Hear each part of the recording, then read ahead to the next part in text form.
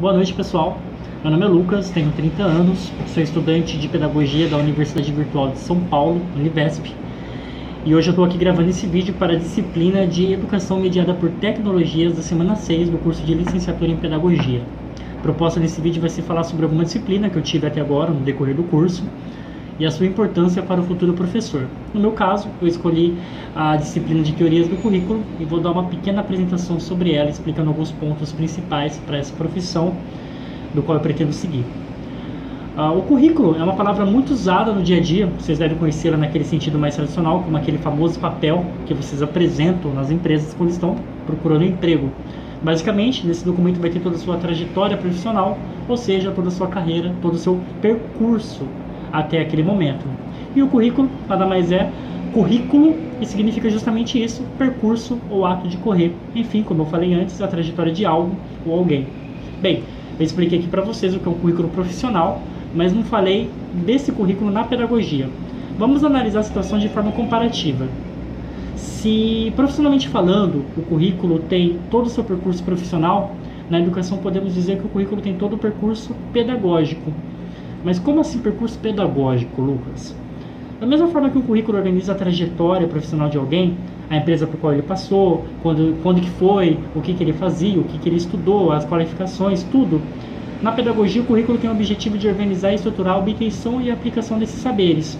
Se você ainda está achando um pouco complicado a minha explicação, procure imaginar a seguinte situação.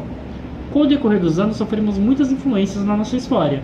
Influências essas no cenário social, como a ascensão da classe C, por exemplo, mudanças de regimes políticos, como a transição da monarquia para a república em 1889 aqui no Brasil. E essas mudanças não é só no Brasil, essas mudanças acontecem no mundo inteiro, como o taylorismo, por exemplo, nos Estados Unidos, a busca de mais direitos do movimento feminino, as feministas, a busca dos direitos dos homossexuais, tudo isso, todas essas transformações, essas ideias geram um protagonismo de uma série de elementos, como historiadores, professores, políticos, escritores, a própria população em si. E isso vai gerando cada vez mais informação, mais conhecimento, mais literatura, e é preciso, didaticamente falando, que se tenha uma organização dessas informações para então podermos repassá-las e ensiná-las às novas gerações que vão surgindo. Como ela vai ser organizada, quais serão as nossas referências, como o nosso aluno será avaliado diante dessas informações, tudo isso, um pouco mais, compõe o currículo. Quero frisar uma outra coisa importante também.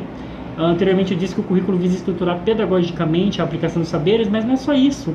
Concordo comigo que se o currículo sofre influência de uma série de elementos sociais, ele inevitavelmente também terá uma influência de elementos culturais, né? A sociedade e a cultura estão muito correlacionadas. Você quer um exemplo disso? É só você pensar nas escolas na Alemanha durante o período nazista. Ou seja, o currículo é algo extremamente importante. Ele é dividido hoje em 3 áreas distintas, né? Que é o currículo tradicional, crítico e pós-crítico, e essa distinção se dá principalmente para fins didáticos, mas essas divisões curriculares podem coexistir dentro de um mesmo currículo. Qual que é a importância dessa disciplina para o professor? Toda a importância. Pois o currículo, podemos dizer, é a espinha dorsal de uma escola. Se você quer saber como será repassado os conhecimentos de uma escola, se ela será de forma mais técnica, ou mais liberal, mais conservadora, o que for, você precisa conhecer o currículo dessa escola. E o professor, sendo um dos elementos chaves de todo o processo educacional, precisa saber como é o currículo da escola do qual ele trabalha, para então se adequar às metodologias de ensino daquele lugar. E é claro que essa forma de aplicação de conhecimento, ela não é tão unilateral assim. Uma escola pode muito bem trabalhar de maneira mais técnica, como é o caso dos currículos tradicionais.